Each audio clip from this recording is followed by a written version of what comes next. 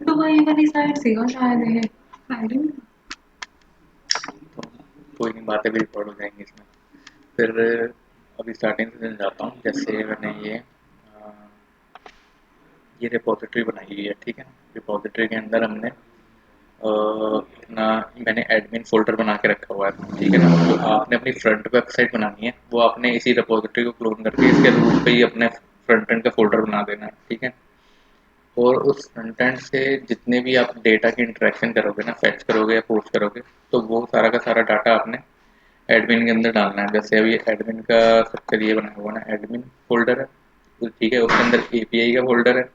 बाकी उसके बाद जो है एडमिन के फ्रंट एंड की फाइल्स पड़ी हुई हैं, ठीक है। ये फाइल्स भी डाटा को फेच करने के लिए या पोस्ट करने के लिए जो फाइल्स एपीआई के अंदर है ना, उसको हिट करेंगी। और आपने जो फ्रंट एंड अपने वेबसाइट बना रहे हो उसका डाटा भी पोस्ट करने के लिए एपीआई के अंदर वाली फाइल को हिट करेगी। तो फॉर एग्जांपल अभी जैसे user dot P H P है, user dot P H P में ये ऊपर कुछ हेडर डिफाइन किए हुए हैं। ये हेडर्स करते हैं एपीआई की इंटरेक्शन के लिए, वो किस तरह का डाटा एक्सेप्ट करता है और किस तरह का डाटा आपको पोस्ट करके देगा रिस्पॉन्स में, ठीक है। फिर है कॉन्फ़िग फाइल। ये कॉन्फ़िग फाइल के अंदर हमने डिफाइन किए हुए हैं अपने डेटाबेस के कनेक्शन, ठीक है। जैसे डीबी नेम हो गया, आईएमएस है, ठीक है। यूज़र हो गया, रूट है मेरा लोकल पे, उसका पासवर्ड और उसका होस्ट क्या है, वो लोकल होस्ट है, ठीक है। और ये हो रहा है कनेक्शन बिल्ड हो रहा है। ये पीडीओ क्लास यूज़ की हुई है माइस्क्वेल की, उससे कनेक्शन बिल्ड हो रहा है। तो ये बस इसी फाइल में ही डिफाइन किया हुआ है, ठीक है। इस फाइल को मैं हर जब भी कोई एपीआई डिफाइन करोगे उसके अंदर ही इसको इंक्लूड कर लेना आपने। जैसे अब यूज़र है, यूज़र के अंदर मैंने इसको इंक्लूड कर लिया कॉन्फ़िग के अंदर, ठीक है। अगर जैसे स्टूडेंट क्रिएट बनाया हुआ था, अभी स्टूडेंट क्रिएट वैसे ज़रूरत नहीं है, पर स्टूडेंट अपडेट का हम एक बनाएंगे, ठीक है ना। तो स्टूडेंट अपडेट में भी ऐसे ही रहेगा। ये ऊपर का जो है ये सारा का सारा ये सेम ही रहेगा हर फाइल में। फिर आता है अगर तो आप डाटा पोस्ट कर रहे हो इस पे, तो आप ये वाली लाइन यूज़ कर सकते हो। ये क्या करती है कि इस फाइल पे जितना पोस्टेड डाटा होता है ना उसको पकड़ लेता है, ठीक है। फिर अब फॉर एग्जांपल अब मैं इस पे क्या क्या पकड़ रहा हूँ, इस पे मैंने ईमेल और पासवर्ड पकड़ना है, ठीक है, क्योंकि मैं लॉगिन के लिए यूज़ करने वाला हूँ user dot P H P को। और अब ये न्यू यूज़र क्या है, ये न्यू यूज़र ने एक क्लास बनाई हुई है मैंने। ये आपको मिलेगी कोर के अंदर, ये यूज़र मॉडल बनाया हुआ है मैंने, ठीक है।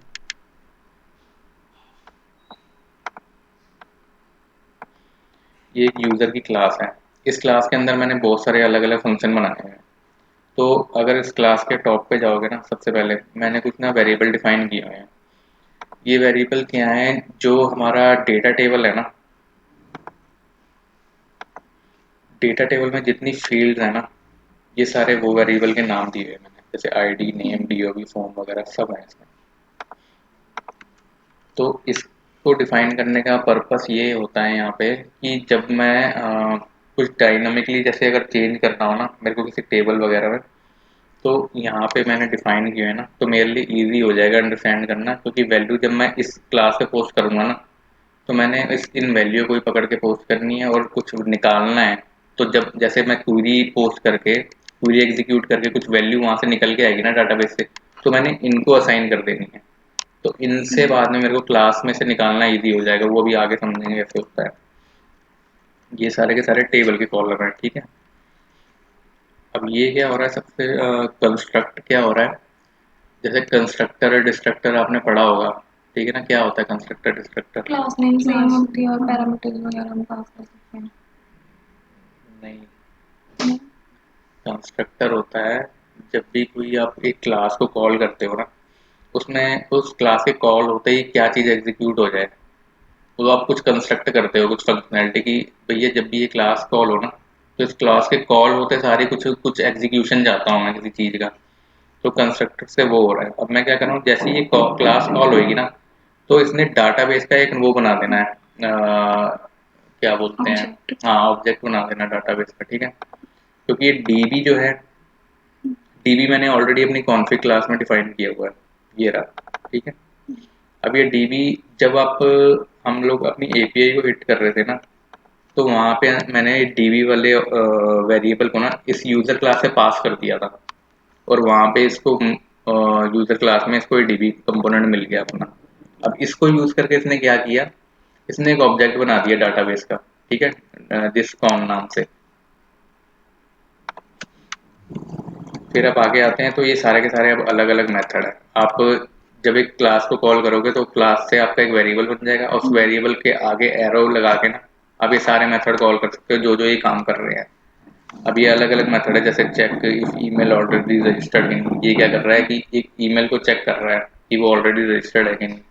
जैसे अगर कभी कोई रजिस्टर कर रहा हो तो सबसे पहले इस वाले मेथड को आप कॉल करके आप चेक कर सकते हो कि अगर रजिस्टर होगा तो फॉल्स दे देगा, नहीं होगा तो ट्रू दे देगा, ठीक है। अभी अपना मेन उस पे आते हैं सिर्फ लॉगिन वाले पे। लॉगिन वाला क्या होगा, तो ये लॉगिन वाला फंक्शन है। अब इसमें मैं क्या कर रहा था, फ्रंट एपीआई से ना मैंने इस वाले user dot P H P API पे ईमेल पास की और पासवर्ड पास किया, ठीक है। अब पहले देखो, अभी यूजर नाम का मैंने ऑब्जेक्ट बनाया हुआ है यूजर क्लास से, ठीक है। यूजर से मैं उसकी ईमेल पास कर रहा हूँ। ये एक फिल्टर वेयर जो है ये वो होता है, एक पीएचपी का फंक्शन होता है। ये क्या करता है, ईमेल की वैलिडिटी चेक कर लेता है। पहले मैं वो ईमेल की वैलिडिटी चेक कर रहा हूँ, ठीक है। अगर ये सही होगी, वैलिड हुई ईमेल, तो फिर हम आगे बढ़ेंगे, ठीक है। अब आगे मतलब यहाँ पे नॉट लगाया हुआ, अगर ये फॉल्स रिटर्न करता है तो एरर दे देगा कि ईमेल वैलिड नहीं है। नहीं, फॉल्स ट्रू है तो आगे बढ़ जाएगा। अब आगे क्या कर रहा हूँ मैं, यूजर ऑब्जेक्ट से ही आगे उसके अंदर लॉग इन यूजर वाले मेथड को कॉल कर रहा हूँ, जो कि ये इसके अंदर है, लॉग इन यूजर वाला, ठीक है।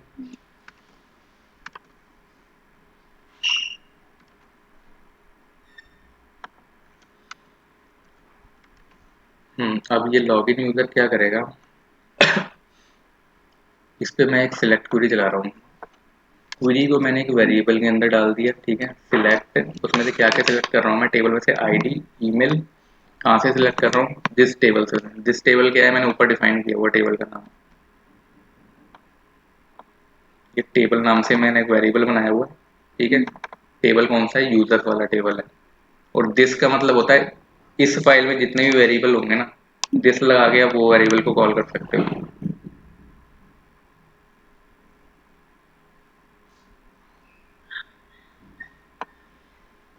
एसक्यूएल पूरी तो समझ में आती है ना।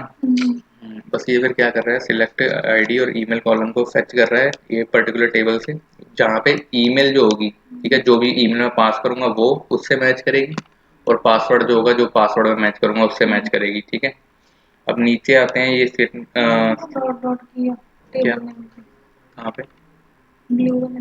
ये वो कॉन्कैटिनेट करने के लिए होता है, जैसे जावास्क्रिप्ट में हम प्लस प्लस यूज करते हैं ना, प्लस लगाते हैं, प्लस, इसमें डॉट यूज होते हैं पीएचपी में।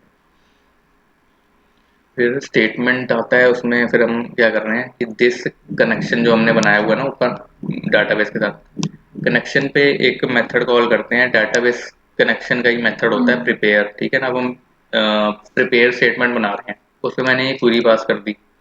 अभी मैंने वैल्यू नहीं पास करी, वैल्यू, क्योंकि प्रिपेयर स्टेटमेंट में हम लोग वैल्यू क्वेरी में नहीं पास करते होते, उसको हम बस एक क्वेश्चन मार्क लेके डिनोट कर सकते हैं, या फिर कॉलन दे के डिनोट कर सकते हैं, जैसे मैं नीचे किया हुआ है, जैसे ऐसे कॉलन भी दे सकते हो आप, ठीक है।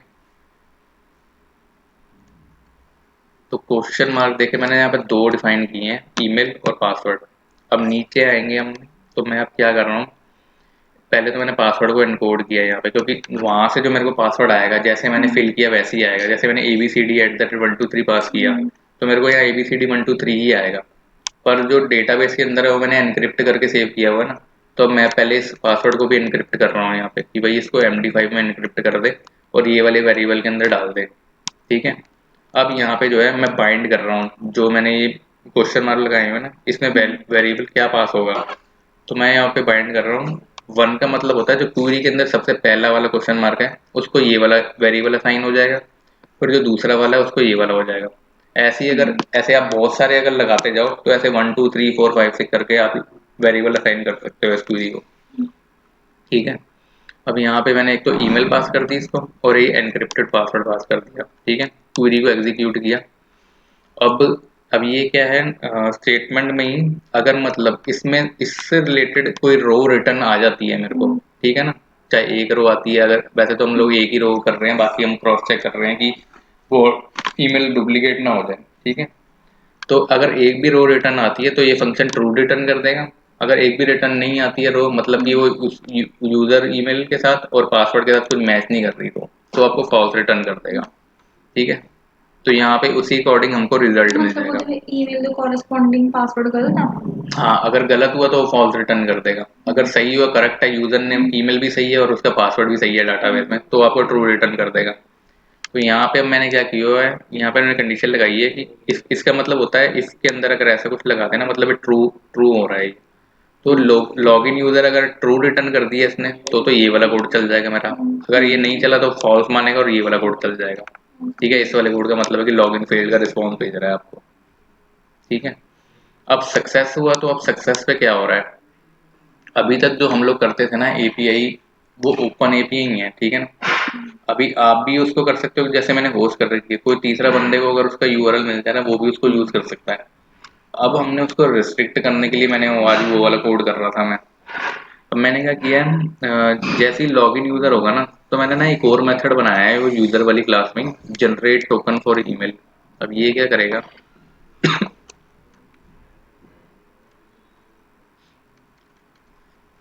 जनरेट टोकन और ईमेल क्या करता है, कर रहा है अभी यहाँ पे कि मैं एक ना टोकन सा जनरेट कर रहा हूँ रैंडम।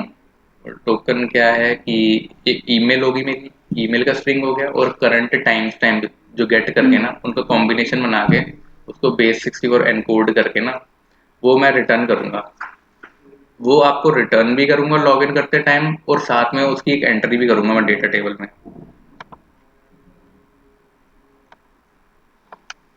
यहाँ पे जैसे ना जैसे मैंने ये देखो, ये एक टोकन सा बना दिया मैंने। ठीक है, ये मैं आपको रिटर्न करूंगा फ्रंट एंड पे। आपने ये वाला पकड़ के ना टोकन रिस्पॉन्स में से इसको लोकल स्टोरेज मैंने समझाया था ना आपको, लोकल स्टोरेज में सेव करके रखना है। इसी से ही आपका सेशन चलेगा अपना फ्रंट एंड पे, कि अगर जब तक आपके पास एक लोकल स्टोरेज में एक पर्टिकुलर नाम से वैल्यू सेव है ना, एक तो आप एक यूजर सेशन करके एक टोकन बना लेना। ठीक है, उसमें आप अपनी ईमेल सेव करके रख देना। एक बना लेना टोकन करके, एक नाम रख देना टोकन में, ये टोकन रख देना। ठीक है, अब इस टोकन के साथ साथ मैंने ना उसका time stamp, current time stamp लेके ना, करंट टाइम स्टैम्प मैंने फेच किया, प्लस उसमें 30 मिनट्स प्लस कर दिए, और वो सेव कर दिया मैंने टाइम यहाँ पे। अब आगे का क्या होगा, कोडिंग एक अभी और मैं कोडिंग कर रहा हूँ, वो क्या करेगा, आपने जब जब कोई एपीआई एग्जीक्यूशन करनी है ना, आपने ये टोकन पास करना है साथ में। अब ये टोकन मैं बैकएंड पे क्या करूंगा, मैं ये क्रॉस चेक करूंगा कि ये टोकन जो है भाई, ये कब जनरेट हुआ था टोकन ये। ठीक है ना, क्या ये अभी 30 मिनट के अंदर अंदर जनरेट हुआ था।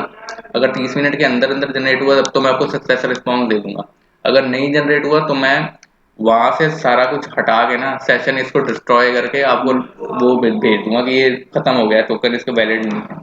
आप हो जाओगे साइन, आपको अपने फ्रंट एंड पे साइन आउट करना है फिर उसको, वो लोकल स्टोरेज वाली जो वैल्यू होगी ना, उसको हटा देना है वहां से फ्रंट एंड पे से। ठीक है ना, तो ये कोड अभी समझने की कोशिश करना, अगर आता है समझ में तो ठीक है, नहीं तो मैं तो कर ही रहा हूँ ये वाला काम। सर सानू भी तो आना चाहिए। वो देख के अगर समझ में आता है, मैं वो इसीलिए समझा रहा हूँ ना, अगर देख के थोड़ा बहुत भी समझ में आता है ना, तो ट्राई करना।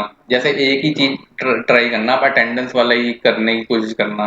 ठीक है ना, इस वाले देख के थोड़ा बहुत देख के समझ में आ जाएगा, ये कोई इतना हार्ड कॉम्प्लिकेटेड नहीं है। बाकी सारे फंक्शन को इग्नोर कर देना, ये जो मैंने ऊपर किए हैं ना फंक्शन, आप सिर्फ नीचे वाले ये दो फंक्शन को ध्यान रखना। दो फंक्शन को भी ध्यान रखने की जरूरत नहीं है, बस लॉगिन यूजर वाले फंक्शन को ध्यान रखना आपने। ठीक है ना, ऊपर वाले को भूल जाओ, ऊपर वाला अभी कुछ ध्यान मत देना, कुछ कुछ अभी कुछ से कुछ भी नहीं हो रहा। सारे सारियां फाइल उच्च भी हैं मेरे रिपॉजिटरी च। हाँ, रिपोजिटरी बढ़िया, वही रिपोजिटरी आपने भी क्लोन करनी है, अपना फ्रंट एंड थोड़ा उसमें डाल देना। ठीक है, अपनी ब्रांच बना के। और और फ्रंट एंड पे कैसे सेशन बनाया जाता है, अभी जैसे मैं ये बना रहा था अपना, ये देखो मैंने क्या किया हुआ है, मैंने लॉगिन बनाया हुआ है, एजेक्स कॉल की है यूजर डॉट पीएचपी को। ठीक है, अपनी ईमेल पास की हुई है, पासवर्ड पास किया हुआ। जब मेरे पास रिस्पॉन्स आ जाएगा ना, और अगर स्टेटस 1 आता है मेरे पास, तो मैं क्या कहूँगा, लोकल स्टोरेज पे सेट आइटम मैंने कर दिया यूजर सेशन नाम से। अभी सिर्फ ईमेल स्टोर कर रहा हूँ मैं, अभी वो टोकन भी मैं स्टोर करवाऊंगा यहाँ पे। ठीक है, वो होके तो इसने क्या करना है, ये विंडो डॉट लोकेशन डैशबोर्ड पे मेरे को रिडायरेक्ट मार देगा। ठीक है, और वहां पे भी मैंने चेक लगाना है हमेशा, जब भी कोई ऐसा कोई पेज ओपन होगा ना मेरा एडमिन के अंदर, वहाँ हमेशा मैं चेक करूँगा कि मेरा ये यूज़र सेशन नाम का लोकल स्टोरेज बना हुआ है, यूज़र सेशन प्लस टोकन नाम का। अगर बने हुए हैं तभी उस पेज पे मैं उसको रहने दूँगा, नहीं तो ऐसे करके विंडो डॉट लोकेशन करके लॉगिन पेज पर रिडायरेक्ट कर दूँगा। ठीक है? ये हर पेज पे करना है, जैसे इंडेक्स पेज पे भी मैंने किया हुआ अभी। अगर मैं यहाँ ट्राई करूँगा ना इंडेक्स पेज पे विज़िट करने का, तो अगर शायद मेरा लॉगिन होगा तो मेरे को वापस रिडायरेक्ट मार देगा ये। ठीक है? मेरा भी वो बना हुआ है उस पे।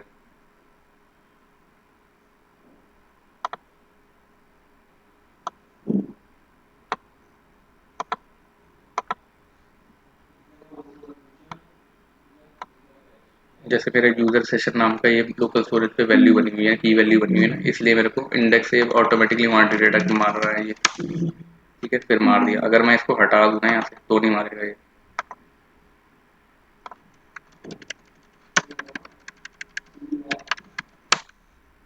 ठीक है? अब इंडेक्स पे अब मैंने ये चीज़ लगाई है रिडायरेक्ट, या तो वो डैशबोर्ड पे रिडायरेक्ट करेगा या लॉगिन पेज पे रिडायरेक्ट कर देगा। अब इसने लॉगिन पे रिडायरेक्ट कर दिया मेरे को। ठीक है? आपने बस सर यही तो फिल लोकल स्टोरेज ही करके हटाने दिखाना, हैं और इंसर्ट करने हैं। फिल करके दिखाना।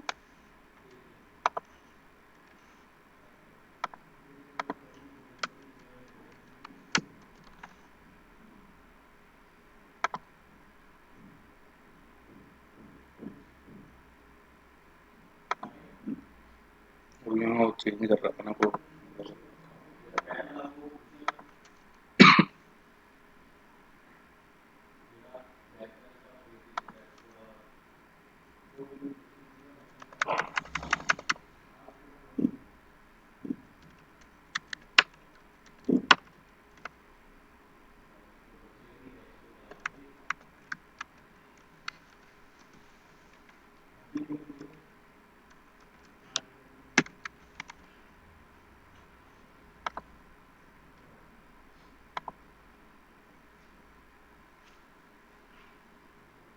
अनएक्सपेक्टेड टोकन,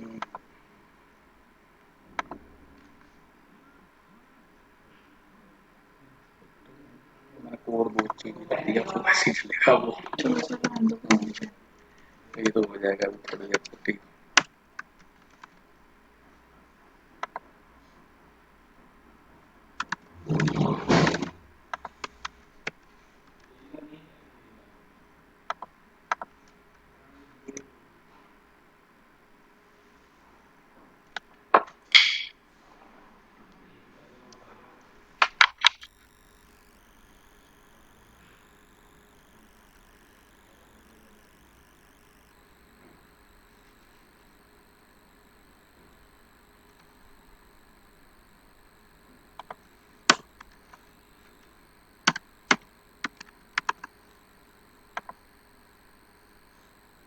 ठीक है, अभी ये वहाँ वहाँ दिख रहा है। ठीक है, इसने डैशबोर्ड पे रिडायरेक्ट कर दिया मेरे को, और यहाँ पे वो भी बन गया होगा आपका। ठीक है, यूजर सेशन बन गया होगा। अभी सिर्फ यूजर सेशन बनाया है मैंने टोकन भी सेव करवाना है यहाँ पे। ठीक है, फिर टोकन मैं बार बार यहीं से ही उठाऊंगा। फ्रंट एंड पे बस यही होता है। फ्रंट एंड पे आपको जब भी ऐसे करते हो ना एपीआई के साथ इंटरेक्शन, बस वो टोकन ही होता है मेन आपका। अब आप बोलोगे अबे जैसे अब मैं यहाँ पे ओपन कर लिया मैंने, कोई भी आके टोकन देख के वो टोकन यूज करके कुछ भी कर सकता है, तो कर ले। यहाँ से जो टोकन यूज करेगा उससे उसको बस गेट इन्फॉर्मेशन होगी उसी यूजर की। ठीक है ना, सिर्फ उस यूजर की ऑथेंटिकेशन दूंगा मैं उसको कि अपना डाटा मॉडिफिकेशन कर सकता है, वो भी एक टाइम लिमिट तक के लिए। ठीक है ना, अब दूसरा उसको टोकन जनरेट करना है तो उसको ईमेल पासवर्ड पास करनी पड़ेगी एपीआई पे। अगर उसको ईमेल पासवर्ड पता है तो तभी उसको टोकन मिलेगा, नहीं तो नहीं मिलेगा। ठीक है, इस वजह से कभी कभी क्वेश्चन आपसे पूछ भी लेगा कि भैया ये फ्रंट एंड पे तुम ऐसे कर रहे हो, तो ये टोकन तो मैं यहाँ पे देख सकता हूँ, तो इसका क्या सिक्योरिटी कैसे लगी है। तो आप बता सकते हो कि बैक एंड पे हमने सारी सिक्योरिटी लगाई है, फ्रंट एंड का तो बस ये काम होता है डाटा लाना डाटा पोस्ट करना। ठीक है, वो प्रोसेसिंग सारी की सारी बैक एंड पे हो रही है। बैक एंड से सर कितना दोबारा से कितना दूसरे ने सिक्योरिटी मिला। अभी मैं कर रहा हूँ ना काम उस पर। अभी जैसे जनरेट टोकन होगा, अभी मैंने टोकन रिटर्न कर दिया, अब वो टोकन यूज करके हमने सारी एपीआई पे पोस्ट करना है। अभी तो हम ओपन ही पोस्ट कर रहे थे ना, डाटा सीधा पोस्ट करते थे, पोस्ट हो जाता था। ठीक है, डाटा उसको कॉल करते तो डाटा आ जाता था हमारे पास। अब ये साथ साथ ये एपीआई की पास करेंगे ये वाली हम। ठीक है, जब तक ये अब मैं वैलिडेट नहीं ना कर लेता, अभी मैं कोड करूंगा उसका, वो वैलिडेट हो के अगर मेरे को लगता है कि ये अभी 30 मिनट के अंदर अंदर जनरेट हुआ है, तब तो मैं उसको रिस्पॉन्स दे दूंगा आपको, जो भी आप मांगोगे, जैसे अटेंडेंस मांगोगे, ठीक है ना, तो वो टोकन वैलिडेट होने के बाद ही मैं आपको रिस्पॉन्स दूंगा। अगर मेरे को लगा कि ये 30 मिनट से ज़्यादा हो गया स्टिक टोकन को क्रिएट हुए, फिर मैं वो आपको रिस्पॉन्स नहीं दूंगा, फिर मैं आपको एरर दूंगा कि आपका टोकन एक्सपायर हो गया है। और जैसे ही आपको रिस्पॉन्स मिलेगा ना, आपने वो फ्रंट एंड पे अपना लोकल स्टोरेज में से वो हटा देनी है, की रिमूव कर देनी है। उसका मतलब एक ही कॉमन फंक्शन बना के रखना हेडर पे, कि वो हमेशा किसी भी पेज पे जब भी आप जाओगे ना, आपने एक एक एंड पॉइंट और बना के दूंगा मैं, वैलिडेट वो करके, मतलब हर वैलिडेट एक टोकन। पेज सिर्फ 30 मिनट्स की हुई है? टोकन सिर्फ 30 मिनट्स के लिए है। ऐसा मतलब अभी के लिए हम ये फंक्शनलिटी कर रहे हैं। अब जैसे अब इसमें और एडवांस जाते हैं हम, अब कई एडवांस जब जैसे जैसे ऐप बनती जाती है ना, फिर उसमें हम लोग क्या करते हैं, टोकन भी ऑटोमेटिकली रिफ्रेश कर देते हैं, कि जैसे अब कोई कंटिन्यू काम करी जा रहा है, ठीक है ना, वो वहाँ पे हम ऐसी फंक्शनलिटी भी कर देते होते हैं कि अगर 1 मिनट रह गया ना टोकन को एक्सपायर आने में, तो रिफ्रेश कर देता है ऑटोमेटिकली उस टोकन को, फिर वो आगे उसका सेशन चलता जाता है, उसको बार बार लॉगिन नहीं करना पड़ता आगे। पर बैंकिंग एप्लीकेशन में ऐसे नहीं होता। बैंकिंग अभी अभी मेरे को रिसेंटली पता चला था, हम लोग काम कर रहे थे, तो उसमें हमने कर रखा है, उसमें तो हम लोग सिर्फ 5 मिनट का सेशन रखा हुआ है, तो मैं कहा ये बार बार आगे लॉग इन करना पड़ता है इसमें, तो इरिटेटेड नहीं होते हो? कहता नहीं बैंकिंग में कहता यही फ्लो चलता है, कहता वो जैसे कि कोई एक ट्रांजैक्शन कर रहा है, सर ट्रांजैक्शन करते 15 मिनट दी होंगी ਅਸੀਂ भी करने हैं। हाँ, कहता है वो एक लिमिटेड टाइम तक के होते हैं, वो ट्रांजैक्शन करते ही जैसे कि कोई उठ के चला गया, ठीक है ना, तो सेशन एक्सपायर हो गया, वो लॉग इन करना ही पड़ेगा उसको।